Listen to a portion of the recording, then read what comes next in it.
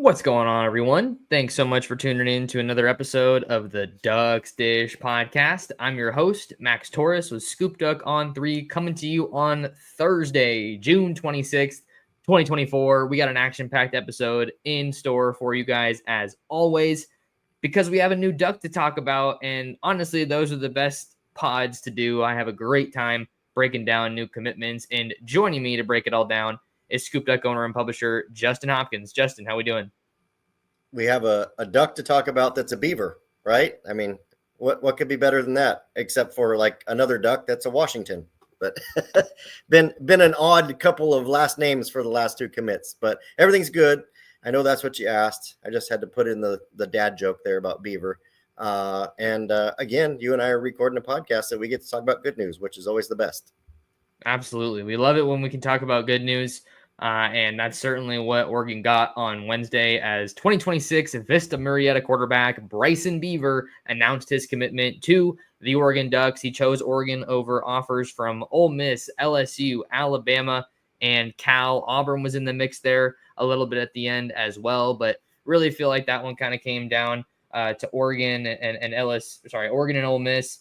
Got to mention LSU and Auburn. So we're going to break this one down, Justin, as Will Stein and the Ducks found their quarterback for the 2026 class. Sounds like the latest I'm hearing suggests that they are finished with quarterback recruiting here in the 2026 class. And after all the twists and turns and pivots in this class, it seems like that's got to be some welcome news for this staff to finally be able to put a bow on it.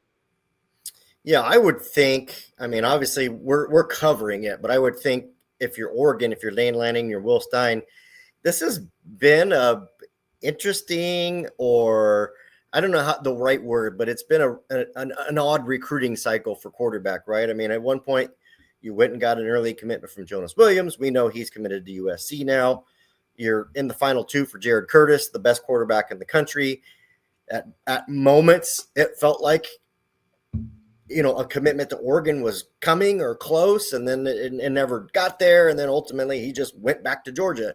And so then you went back to the drawing board and, talked with a few guys. And then all of a sudden, kind of like out of nowhere, Bryson Beaver pops up and, Oregon offers. And then he's got, Ole Miss and LSU and other schools offering and chasing him, and, becomes a very big name in the spring. Just kind of a wild cycle. Of course, Matt Ponatoski was in there too, visited Oregon as well. Ducks were pushing for both of them there. But like you said, they've got Beaver. They're done in 26. Now we're going to see them obviously turn their attention to 2027. And those guys just been a weird quarterback cycle to cut. Really, it's, as we've kind of gotten into it, it's really not that great of a quarterback class. Like it's okay. And I mean in general, I don't mean Bryson Beaver. I just mean it's not especially deep. There's a couple players at the top. And then honestly, I feel like after the top two or maybe top three, you just kind of start looking at the guys that are like 4 to 15, and you're really picking who you think fits your system the most, I think, at the end of the day. But just a weird cycle for quarterback recruiting. Definitely a weird cycle. There's no doubt about it. And I think for Oregon to get some bad news on Tuesday with Rider Lions. I think that was Tuesday, right? Yeah, Rider Lions committing to BYU. That's the way that you and I saw that one shaken out, and we reported as such over on Scoop Duck leading up to that one. To be able to follow it up with some good news with Bryson Beaver, who, by all intents and purposes, Justin, the hottest quarterback prospect in the 2026 cycle right now. He is this year's JKS, Jaren Kiave Sangapolu-Tele, who ended up earning 5-star status before he committed to Oregon, and then went back to Cal, or committed to Cal, then flipped to Oregon, then went back to Cal. We all know how that one unfolded. Oregon gets the hottest quarterback recruit in the country, and one that was super, super coveted by basically all the biggest names in the sport and some major SEC programs. And really, aside from Alabama, all those schools, we're looking for quarterbacks. So we know they have deep pockets in the SEC, and they're going to do whatever they can to get elite passers to come play football for them. And for Oregon to be able to emerge victorious, I think that's huge. Beaver told me himself going into that Oregon official visit, he was really feeling Ole Miss, but he kind of wanted to have an open mind and see what Will Stein and the rest of the Ducks had to offer. So I think you got to give credit to the coaching staff because they got involved fairly late, right? Credit to Boise State because they identified him and recruited him and got him committed. But Oregon came in fairly late, got him on campus once, and that was enough to seal the deal here. Yeah, I mean, just a little bit of an odd recruitment. And that's, it's, with recruiting and the way it's changed, obviously you and I both know now June becomes official visit month, right? So, it used to be June, you were like maybe kind of dipping into your recruitment, maybe took a couple unofficial visits, to places and stuff like that. And then you'd go to the summer and come back and take your official visits in the fall. We're not doing that anymore. And so it's hard because if you're a guy like, Bryson Beaver, or others that, are late identified or a late bloomer or whatever the case is, you're a little late, that really jams up, your calendar because, if say you get noticed in early June, and it leaves you like 3 weeks to start taking official visits. And it's especially problematic for quarterbacks because as we know, most schools are only taking one quarterback in a cycle. They tend to commit earlier in the cycle than most other positions. So, that was kind of the rub there with Beaver, right? He took his Oregon visit and the rub was, okay, is this guy going to make his decision or is he going to wait till the fall? And if he does wait till the fall, how does Oregon pivot? So there was a lot of storyline to follow there. And I think ultimately in my mind, for me, Oregon came out with the best result, which was, Matt Panetoski is a really good quarterback. You just have all that baseball uncertainty. He might not ever play quarterback in college anywhere, ever. So, that leaves you almost in a worse spot than if you were to get Ryder Lyons, who's, Ryder Lyons is a great quarterback. I'm not saying, but, he's going to go take at least a 1-year mission or more. We don't know. I know it's been rumored it'll be 1 year, but you never know with those things. And so, he comes back. He doesn't mean he's going to go to Oregon or BYU. He could go somewhere else. So I think for Oregon, you got Bryson Beaver. There's no mission. There's no baseball. He's a 26 guy. He can go and graduate in December, enroll in January, which is ideal. It's safe, it's secure, and you got a good quarterback. I think this is the best case scenario for Oregon. It definitely feels that way to me as well, Justin, because you just have those other elements that you have to juggle, whether it be Ryder Lyons' mission trip or Ponatoski's baseball prospect. So, I mean, not to say it in a negative way, but it feels like the safest of the options that you had between those three. So I think that obviously plays to Oregon's benefit. And then just for him, and this was really cool because I was talking to one of Beaver's coaches on the latest episode of the podcast. Make sure you guys listen to that. That's with Anthony Catalano. He's the offensive coordinator at Corona Centennial down here in SoCal. But he was talking about how Bryson essentially, isn't one of these guys who is already kind of a ready-made product and tapped out by the time he finishes his high school career. Basically, this is a guy who is a damn good quarterback, but still certainly has some areas for growth. And I think if you're Will Stein and Koa Kai, the quarterback's coach at Oregon, that's what you want. You don't want to get a guy who you can only do so much more with by the time he gets to Oregon. I mean, look at Luke Moga. He's a perfect example. Super raw prospect. I'm watching the highlights here. If you guys are with us on On3 or on the Scoop Duck YouTube channel, that is easily one of my favorite throws from his highlight reel, just hucking it after he gets clobbered here by the defensive lineman. But to get a guy that in Moga was super raw, and even though we haven't seen him in game action just yet, Justin, 2 spring games have clearly shown us that he has taken a step forward in his development. And for Oregon to get Beaver, who's an Elite 11 finalist, just absolutely lit it up in Los Angeles last week, earned Charles Powers' strongest arm superlative from the event. It really just feels like he got a ball of clay here to work with. Maybe the ball doesn't look super lively and crisp coming off of his hand. I think that I would definitely give that edge to Ponatoski because I remembered seeing him as well. That was one of the things I liked about him.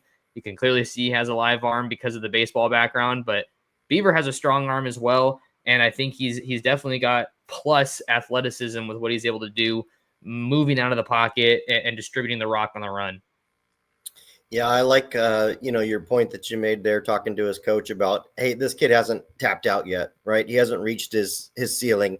You're looking at a really good quarterback that does a lot of things really well, but Will Stein, will get him in there and continue to refine all the things that he needs to be an elite level quarterback. So I love that point, because it's one, like you said, that often gets overlooked. You look at a guy, particularly at quarterback, and oh man, this guy's killing it in high school. Like, just all these stats, 47 touchdowns, whatever.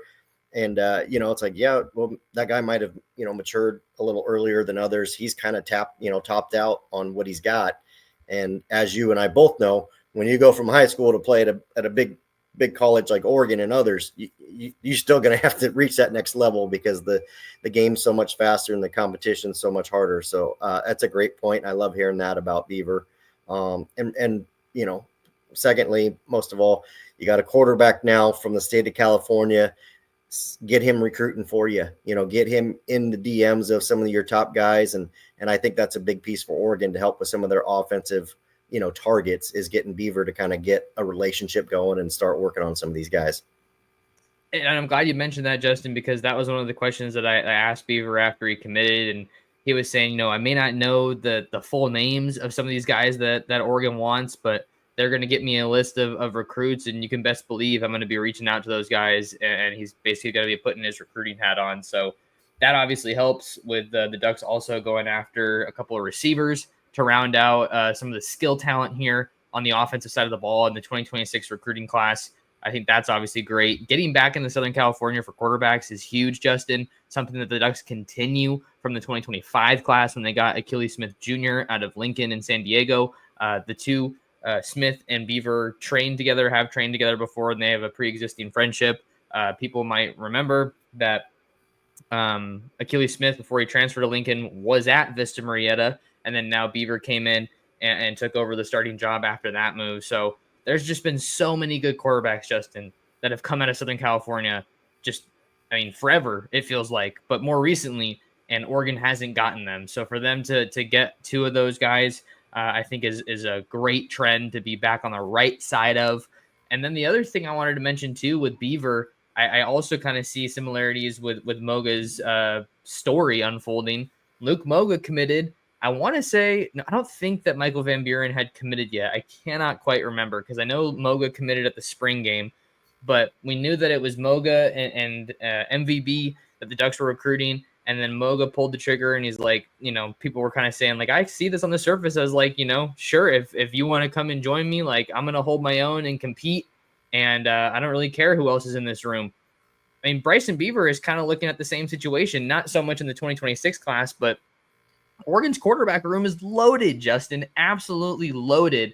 And he's betting on himself, maybe not to start right away as a true freshman, but to me, I read this on the surface. He's definitely a guy who's confident in his ability, and he wants to just do whatever he can to help the team win and hold his own. But he's gonna get to that quarterback room in Eugene and be like, hey, I mean, I'm here. I got just as much as a chance as everybody else. Yeah, I mean, it's hard for a lot of these kids to see, because not everybody, but a lot of kids want the easy path to starting.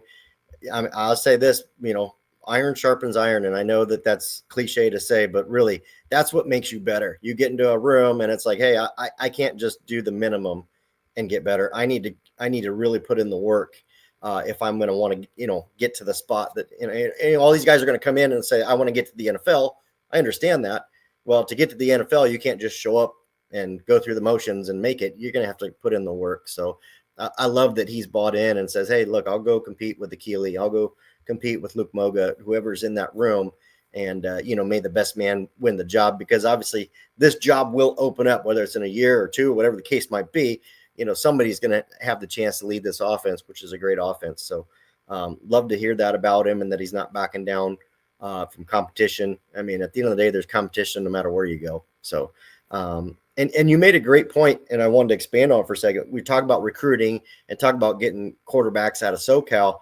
Those guys go play on 7-on-7 teams. They go play, so they end up playing with the best players in the West or in Arizona and California.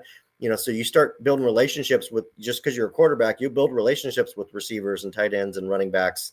and those guys because you travel around and play with them. So I think that's another huge tool for Oregon, hopefully to utilize in the future as well. Relationships are big, and I think it certainly helps Oregon, seeing that they're going after a couple more receivers here with Jalen Lott and Calvin Russell being the main ones we're watching here in the 26th cycle, to have a quarterback in the fold that you're able to kind of sell them on, like, hey, you want to come catch passes from this guy? I mean, I think I probably speak for the both of us that I don't think Oregon leads for either Lott or Russell right now. We know that there's a pretty competitive offer out there NIL wise for Lott with USC, and now we got to see, is Oregon kind of viewing him as someone that they're willing to pony up for if in fact it does come down to NIL. That's something that we have to talk about and keep on the table here. But man, I think the other thing with Beaver is, like, it's just kind of bizarre in a sense because Oregon doesn't have any offensive line commits just yet. But I guess in a similar vein, you can say, hey, we want you out here in Eugene to come block for this guy.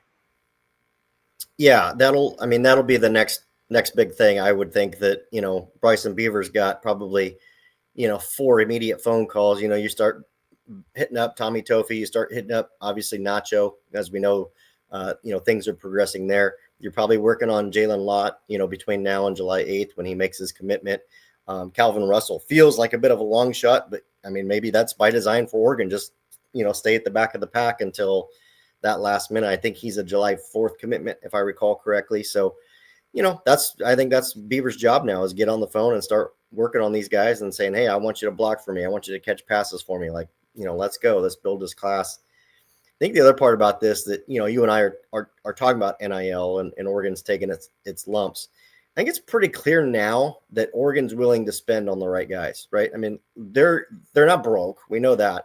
And it feels like they're willing to be ultra competitive on specific guys. And so, I mean, Jet Washington, you've got to mention Jet Washington. Oregon wasn't going to get him for free.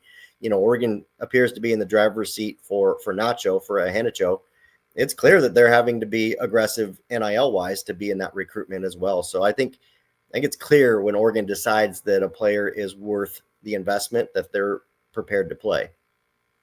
Yeah, that's certainly the case. I think if you're going to invest heavy resources in a player, there's some level of expectation that they're going to be able to contribute for your team sooner rather than later. And maybe that's how we segue a bit into what's next for Oregon here in the 26 class.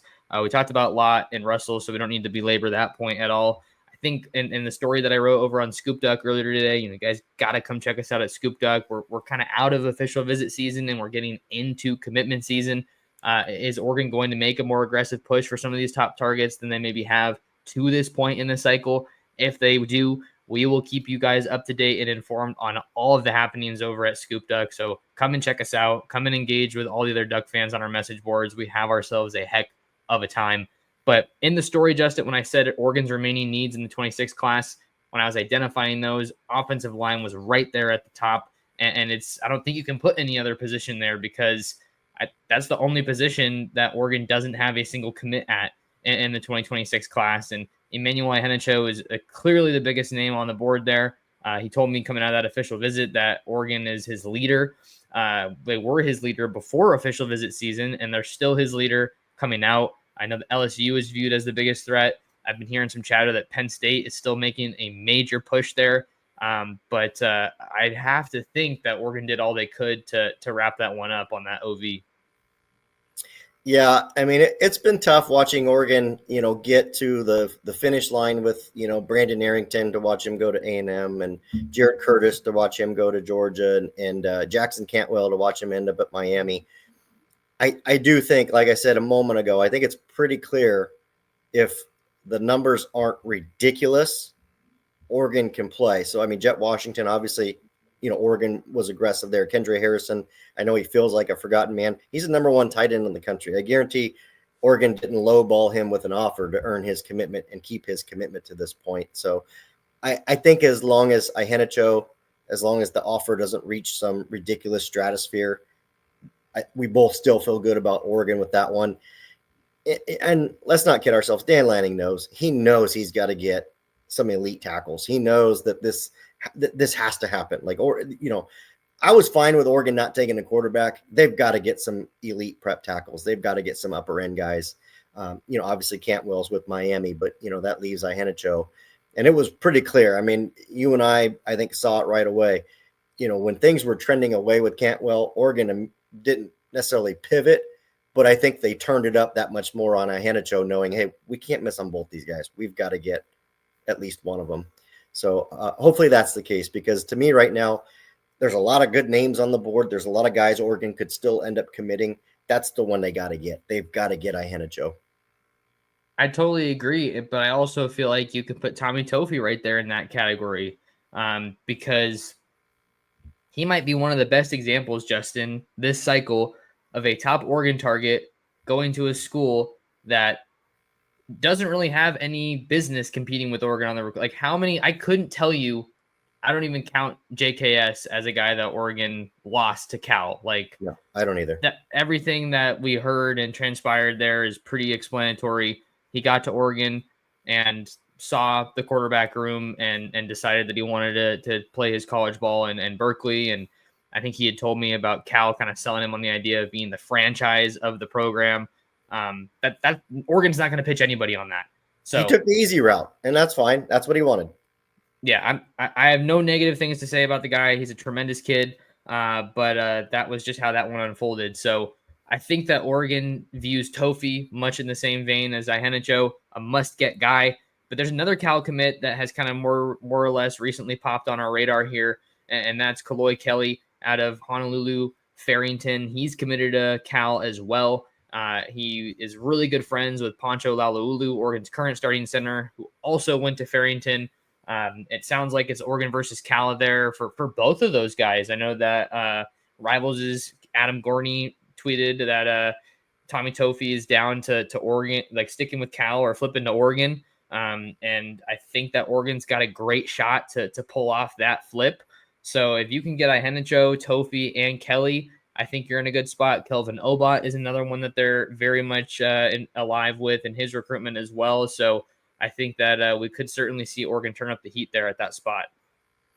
Yeah, I don't think it's unrealistic at all. But I would say this today: if Oregon somehow rounds it out with Kelly and Toffee and Ihanacho and somehow manages to get Obot in the mix too, they nailed it. Absolutely nailed it. That's a tremendous class. I don't care if Cody Green flipped to Washington. I don't care if Cantwell went to Miami. If you'd have told me back in January Oregon can sign Ihanacho, Obot, Toffee, and Kelly, I'd have said, do it. I'll take that all day long. So if Oregon's able to pull that off, that's a tremendous haul. And I mean, if they get any more, that's fine. But I mean, you take those four, and that is a very solid foundation at the offensive line for them. And Oregon's become a bit of an NFL offensive line, I should say, factory. I mean, I'm not saying that they're O-line I think that you got to look at, your Notre Dames, your Alabamas, your Michigans in that regard. Georgia's probably in that conversation as well. But they're starting to hold their own with more and more guys going to the NFL. Jackson Powers Johnson won the Remington, and then Josh Connerly and was a first rounder. So the pitch is certainly there, and Malik Terry has cemented himself as one of the very best offensive line coaches in the country. We're not going to run through every position, Justin, but where does your attention go now, kind of moving forward after this Beaver commitment, aside from offensive line? Yeah, I mean, offensive line's the one, right? I mean, I that's the great thing for Oregon, and folks are not really taking this into account. They don't have, like, outside of offensive line, they don't have like a top priority, in my opinion, that's like, hey, we've got a huge shortfall of talent at this position. We need to stock it. Right now, you're kind of picking and choosing, just saying, hey, we're in great shape from a roster standpoint for the next couple of years. We're just continuing to keep it at that level by what we recruit in this class. So to me, there's not a massive glaring need. You got to get offensive line fixed, but maybe you're fortunate to go get a defensive line. Maybe Deuce Gerald pops. That would be huge, right? I mean, that's one I think fans would be more than excited about. We're looking at Tank Jones. You and I have been talking about Anthony Tank Jones and Oregon potentially taking the top player out of the state of Alabama 2 years in a row now. If that was to happen, that's a twitchy elite edge that would be but we're back to talking once again about elite players. I mean, we're talking about Tyler Atkinson at linebacker. Any of these guys, they don't necessarily have to get, but my God, if they did, it's fantastic. And I think we just need to appreciate that Oregon is at that level from a talent standpoint and being able to do this in recruiting.